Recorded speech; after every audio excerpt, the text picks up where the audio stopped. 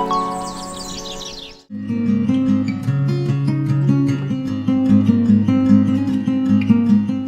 मेरे प्यारे बच्चों, कैसे हो आप सब? अच्छे हो ना?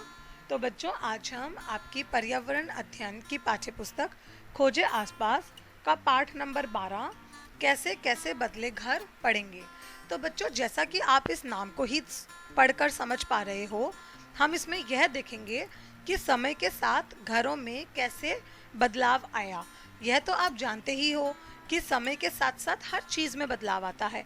जैसे आपके खान पान में बदलाव आया, हमारे कपड़े पहनने के तरीक़ों में बदलाव आया, हमारे रहने के तरीक़ों में, हर चीज़ में बदलाव आता है। तो इसी प्रकार घरों में भी बदलाव आया है। यह कहानी है चेतन दास की। अब चेतन दास यह बता रहा है कि किस प्रकार अपने खुद के बड़े होने के साथ साथ उसने अपने घर में बदलाव देखा। चेतन दास भारत और पाकिस्तान के विभाजन के समय छोड़कर भारत में आया था।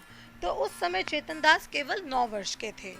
अब उस समय चेतन दास अब बहुत रिफ्यूजी कैंप्स में टेंट में रहा करते थे।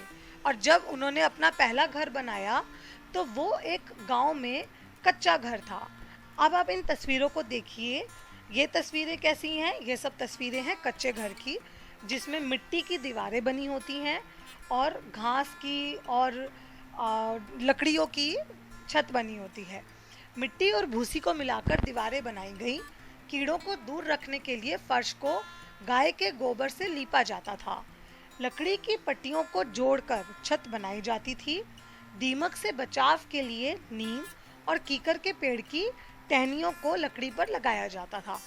ये पत्तियां और इसलिए लगाई जाती थी ताकि जो छत पर लकड़ी लगाई गई है उसमें दीमक ना लगे, और उसको फिर से पुराने बोरों को बिछा दिया जाता था और उनको मिट्टी से ढक दिया जाता था। तो इस प्रकार तो बनती थी घर की छत। और घर की दीवारें कैसे बनती थी? मिट्टी और भूसी को मिलाकर। ठीक है बच्चों, आप इन चित्रों को देखिए। आपको इन चित्रों में जैसे ही आप देख पाएंगे कि कच्चे घर बने हुए हैं, जैसे कि बहुत शुरुआत में चेतन दास रहा करते थे। उसके बाद जब चेतन दास बड़े हुए, उनकी नौकरी लग गई, तो उनकी शादी से पहले उनके अम्मा बाबा ने सोचा कि क्यों ना घर में थोड़ा बदलाव किया जाए। तो तब उनका घर बना पक्का घर। अब आप इन चित्रों में देखिए कि पक्का घर किस प्रकार का होता है। ये मकान सीमेंट से बनते हैं और ज़्यादा मजबूत होते हैं। छत लोहे और सीमेंट से बनाई जाती है।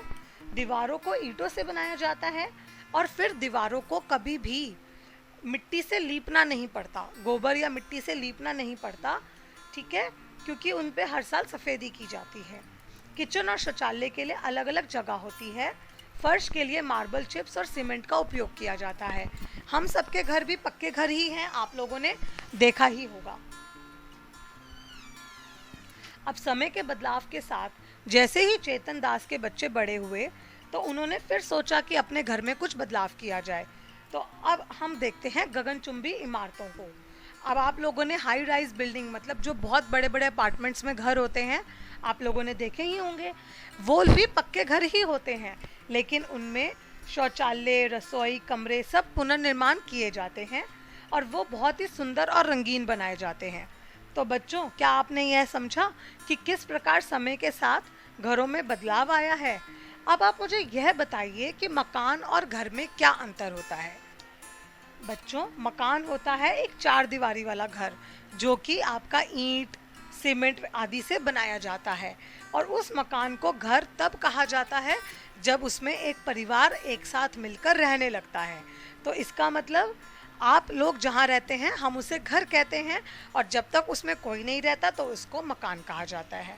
तो बच्चों, आप लोगों को समझ में आया कि किस प्रकार से समय के साथ घरों में, मकानों में, उनकी इमारतों में, उन जिन चीज़ों से वो बिल्डिंग्स बनाई जाती हैं, सब में बदलाव आया है। तो बच्चों, आप लोग कमेंट बॉक्स में यह बात ज़रूर लिख के बताइएगा कि आप लोगों का घर किस चीज़ से बना हुआ है। कोई भी ऐसी 2 चीज़ें बताइए जिनसे आपका घर बना हुआ है।